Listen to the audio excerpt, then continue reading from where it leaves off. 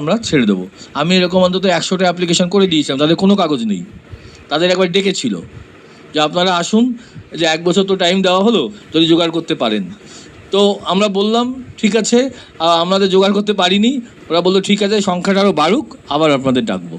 অর্থাৎ এর মধ্যে একটা গভীর অর্থ আছে। ভারতবর্ষ একটা গণতান্ত্রিক দেশ, একটা সংবিধান আছে, অতএব যাই করতে হবে সংবিধানটাকেও মানব, আবার উদ্বাস্তুদেরও আমরা উপকার করব। এই জন্যে সিএতে আইনটা অত্যন্ত মানবিক হয়েছে, কিন্তু রুলসটা বাধ্য হয়ে একটু পয়েন্টগুলো রাখতে হয়েছে। কিন্তু সময় মতো কোন কোন পয়েন্ট হালকা করলে আমরা সবাই হিন্দুরা আবেদন করতে পারবো, সে ব্যবস্থাও ওখানে রাখা হয়েছে। যারা পারবেন প্রত্যেকেই অ্যাপ্লিকেশান করবেন। যারা অরিজিনাল নিয়ে এসেছেন তারাও অ্যাপ্লিকেশান করবেন, যারা জেরক্স এনেছেন তারা অ্যাপ্লিকেশান করবেন, যারা জেরক্স নেই, কিছু নেই, তারাও অ্যাপ্লিকেশান করবেন। কারা অ্যাপ্লিকেশান করবেন, কারা অ্যাপ্লিকেশান করার দরকার কাদের, এটা তো বলার দরকার। যাদের জন্ম বাংলাদেশে বা পাকিস্তানে তারাই অ্যাপ্লিকেশান করবেন, পরিষ্কার। যার জন্ম বাংলাদেশে বা পাকিস্তানে তিনি অ্যাপ্লিকেশান করবেন। যার জন্ম ভারতবর্ষের সত্যিকারের হয়েছেন তার অ্যাপ্লিকেশান করার কোনো প্রয়োজন নেই। জন্ম ভারতবর্ষের মাটিতে হয়েছে তার কোনো অ্যাপ্লিকেশান করার প্রয়োজন নেই, কারণ তিনি সিটিজেনশিপ অ্যাক্ট অনুযায়ী বা 3 নম্বর ধারা অনুযায়ী তিনি বাই বার্থ ভারতের নাগরিক। আর যিনি বাংলাদেশে জন্মগ্রহণ করেছেন তিনি হচ্ছে বাই 6 নম্বর ধারা অনুযায়ী তিনি হচ্ছে বাই ন্যাচারালাইজেশন বা বাই রেজিস্ট্রেশন ভারতের নাগরিকত্বর জন্য একটা সার্টিফিকেট তাকে নিতে হবে। প্রত্যেক হিন্দু, একজন হিন্দুও বাকি থাকবে না যে নাগরিকত্ব সার্টিফিকেট পাবে না। আপনারা অধৈর্য হবেন না।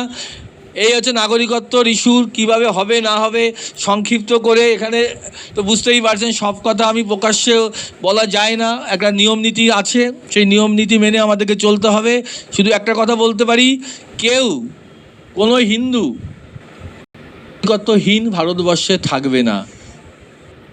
14 সালের 31শে ডিসেম্বর পর্যন্ত হয়েছে, সেই ডিসেম্বরের ধরুন কাগজ কেউ জোগাড় করতে পারেনি, অথচ সত্যিই এসছেন। অতএব যার বাড়িতে কিন্তু এক জায়গায় ছিলেন, যার বাড়িতে ছিলেন তিনি লিখিত দিলেই তো হয়ে গেল। উনি আমার বাড়িতে ছিলেন 14 সালের 31শে ডিসেম্বরের আগে। বুঝতে পেরেছেন তো? সহজ না, একটু মাথাটা খাটাতে হবে, আর কিছু না।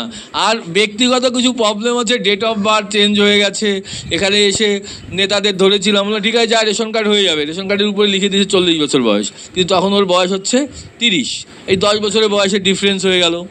মাধ্যমিকে কোনো 9-এ ভর্তি হয়ে গেল, হেড স্যার বা কোনো টিচার ভর্তি করলেন, স্যার মাস্টারমশাই তো আছেন, কত বয়স দেবো, দিয়ে দাও না এই সালে এত তারিখ। দেখা যায় বাংলাদেশে যা ডেট অফ বার্থ এখানে মিলছে না। এগুলো হচ্ছে তো।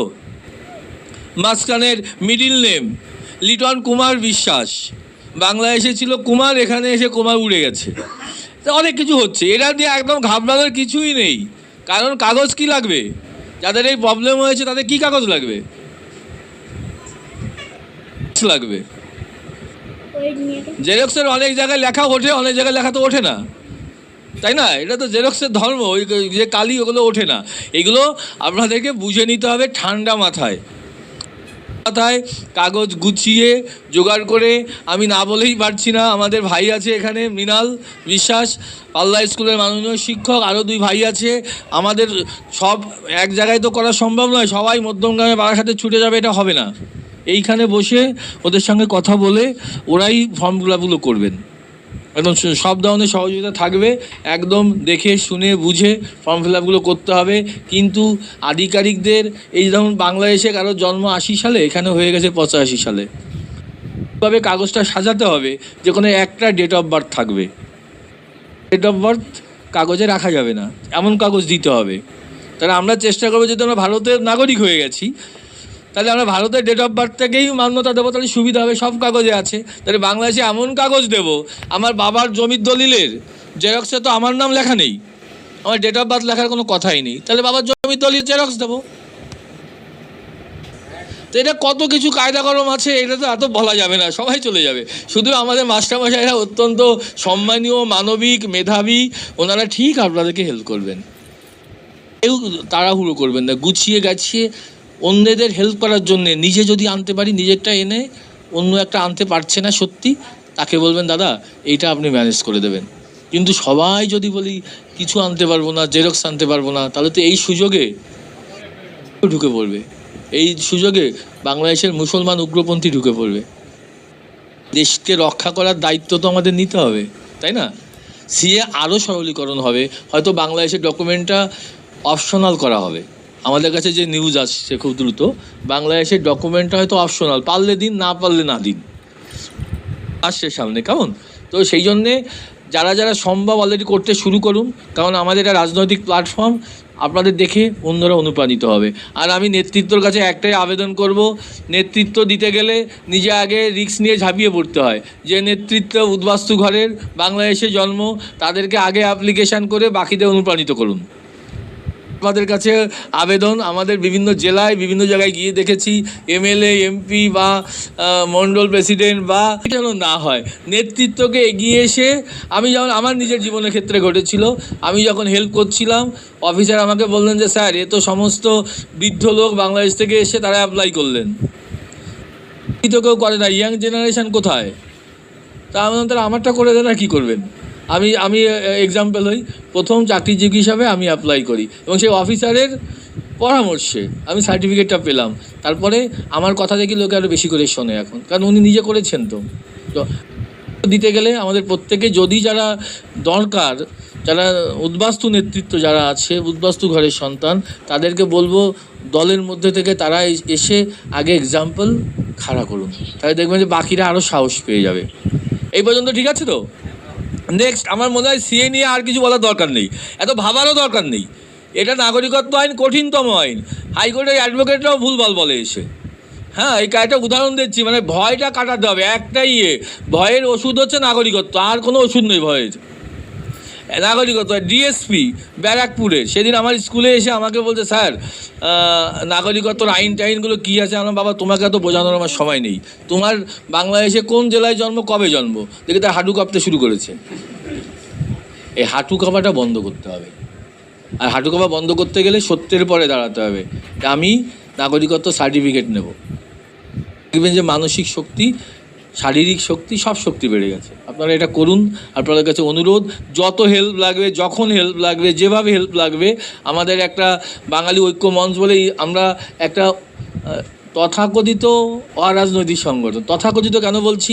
আমরা যে কাজই করছি সবই নাকি বিজেপির পক্ষে চলে যাচ্ছে, সেই জন্য তথাকথিত বলছি, বিরোধী পক্ষ তাই বলে।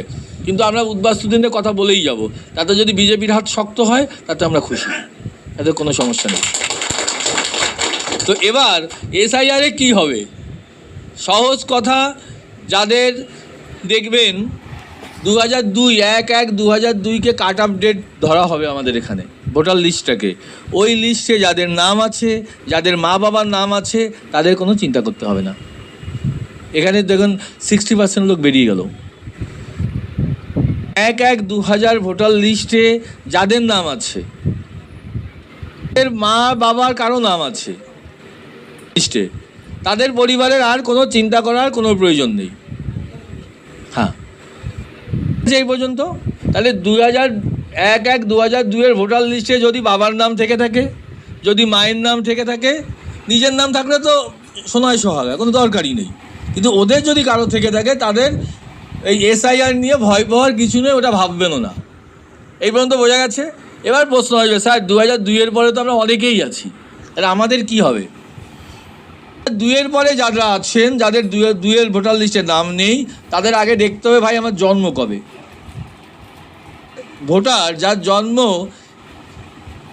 87 সালের 1 জুলাইয়ের আগে, যে ভোটারের জন্ম 87 সালের 1 জুলাইয়ের আগে, মনে থাকবে তো? যার জন্ম 87 সালের 1 জুলাইয়ের আগে, এসসি হলে এসসি সার্টিফিকেট দিয়ে দেবেন, তাতেই হয়ে যাবে।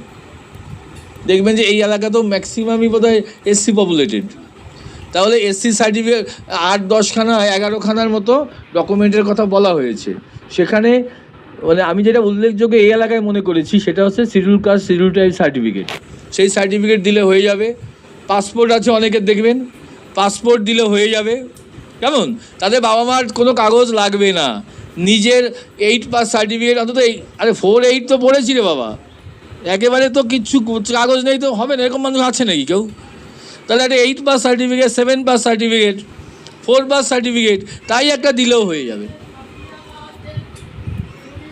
1/1/87 আগে যাদের জন্ম, বিরোধী পক্ষরা ভয় ধরিয়ে দিচ্ছে। বিরোধী পক্ষের একটাই কাজ, ভয় ধরিয়ে দেওয়া। Sorry, hello. তাহলে যেটা বললাম, 1/1/87 1 জুলাই 27 সালের আগে যাদের জন্ম, যে কোনো একটা কাগজ দেবেন তারও হয়ে যাবে। 87 সালের 1 জুলাইয়ের আগে জন্ম এরকম ভোটার, আমাদের ধারণা ওটা আগে তো 60% বেরিয়ে গেল, তাই তো? আরও বেশি বেরিয়ে যাবে, 30% বেরিয়ে যাবে, তাই 90% বেরিয়ে যাবে, যেটা ওখানে হয়েছে। তারপরে যাদের জন্ম, যে শ্রেণী, তাদের নিয়ে যে সমস্যা, তাদের সহজ রাস্তা, সিএ এর অ্যাপ্লিকেশন করে দিন। এই বাবা মার কাগজ নেই, সোজা কথা উদ্বাস্তু, এসে টাকা পয়সা দিয়ে 2010 সালে, 11 সালে, 12 সালে আমরা একটা ভোটার কার্ড তৈরি করেছি, যেভাবে হোক তৈরি করেছি, টাকা পয়সা না দিয়ে হোক, যেভাবে হোক তৈরি করেছি, তাই তো? কোনো কারণেও দেরি হতে পারে, যে আমি বাইরে ছিলাম, ভোটার লিস্টে নাম ওঠেনি, ইত্যাদি ইত্যাদি। তাদের কি করতে হবে? 1/1/87 পরে যাদের জন্ম, ডিসেম্বরের 2004-এর 2 ডিসেম্বরের মধ্যে যাদের জন্ম, কি বললাম, 1/1/87-তে যে কাগজ, তার একটা কাগজ তার দিলে হবে, আর বাবা মার যে কোনো একটা কাগজ দিলে হবে। বাবা মার পাসপোর্ট হোক, আপনার SC/ST সার্টিফিকেট হোক, ইত্যাদি ইত্যাদি, যে কোনো একটা আছে ওখানে লেখা, আপনারা দেখে নেবেন, সহজ জিনিস, আপনারা বলে দেবেন, যে কোনো একটা কাগজ দিলেই হবে, প্রয়োজন নেই কোনো কিছু। পরিষ্কার বোঝা গেছে তো? তারপরে যাদের জন্ম, অর্থাৎ 2002 সালের, 4 সালের 2 ডিসেম্বরের পরে যাদের জন্ম, তাদের জন্য তার একটা বার্থ সার্টিফিকেট, অথবা তার ভোটার, তার মাধ্যমিকের সার্টিফিকেট, অথবা তার 8 পাস সার্টিফিকেট, সেটা দিলেই তারটা প্রমাণ হয়ে গেল। মা বাবার যদি ওই বললাম 2 সালে ভোটার লিস্টে নাম থাকে, তাহলে তো হয়েই গেল। যদি নাম না থাকে, মা বাবার যে কোনো একটা কাগজ ওখানে দিতে হবে।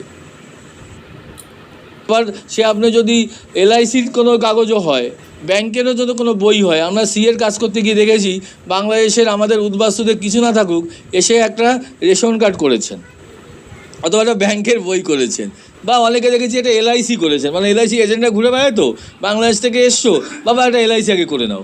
LICতে তো আগে কোনো প্রমাণ দিতে হতো না, জাস্ট নাম দিলেই হয়ে যেত। তাহলে একটা LICর কাগজ অনেকের আছে, এরকম যে কোনো একটা কাগজ দিলেই হয়ে যাবে। আর যাদের এগুলোও নেই, এরকম শতাংশ আপনি দেখবেন আমাদের ওই উত্তর 24 পরগনার সংখ্যাটা একটু বেশি, অন্য অন্য জেলায় কিন্তু এত সংখ্যা নেই। তাদের কি করতে হবে? সিএতে অ্যাপ্লিকেশন করবেন। ধরে নিচ্ছি খারাপ জিনিস, যে আমাদের আগস্টের 1 তারিখে শুরু হলো, আগস্টের 30 বা 31 তারিখ পর্যন্ত চললো, সেখানে মিস্টার এক্স, ওনার 20 সালে ভোটার লিস্টে নাম উঠেছে, অথচ ওনার বাবা মারও কোনো প্রমাণ এখানে এখনও পর্যন্ত উনি করতে পারেননি। আমরা তো উদ্বাস্তুদের নিয়ে কথা বলছি বিশেষ করে। ওনার হয়তো একটা বার্থ সার্টিফিকেট আছে, বা ওনার কিছু পাসপোর্ট আছে, বা লেখাপড়ার কাগজ আছে, মাধ্যমিক সার্টিফিকেট আছে, কিন্তু বাবা মার কিছু নেই। একদম ঘাবড়ানোর কোনো কারণ নেই, আমাদের সঙ্গে যোগাযোগ করবেন, আমরা সিএর অ্যাপ্লিকেশান করে দেবো। আমি ধরে নিলাম এই 1 মাসের মধ্যে আপনার নামটা উঠানো গেল না, কিন্তু সিএর অ্যাপ্লিকেশান করলে সার্টিফিকেটটা খুব দ্রুত পাওয়ার ব্যবস্থা আমরা করে দেবো। সার্টিফিকেটটা পেলে ওই সার্টিফিকেটটা দেখালে, ওই সার্টিফিকেটটা জেরক্স দিলে আপনার ভোটার লিস্টের নাম অতি সত্বর উঠে যাবে। ঠিক আছে তো? তাহলে যাদের কোনো উপায় নেই, তাদের জন্য সরকার একটা উপায় সেই 15 সালের 7ই সেপ্টেম্বর রেখে দিয়েছে, 19 সালে আইন করে দিয়েছে। তো সেইটা নিয়ে আপনারা অ্যাপ্লিকেশান করবেন। যাদের এই ধর, আমার ধারণা এখানে আমাদের এই অঞ্চলে 2 থেকে 3% মানুষের এই প্রবলেম হবে, বেশি কিন্তু হবে না। মানুষ যা ভয় দেখাচ্ছে, ভয় পাচ্ছে, তা কিন্তু একদমই নয়। 2 থেকে 3% মানুষের এই প্রবলেম হবে।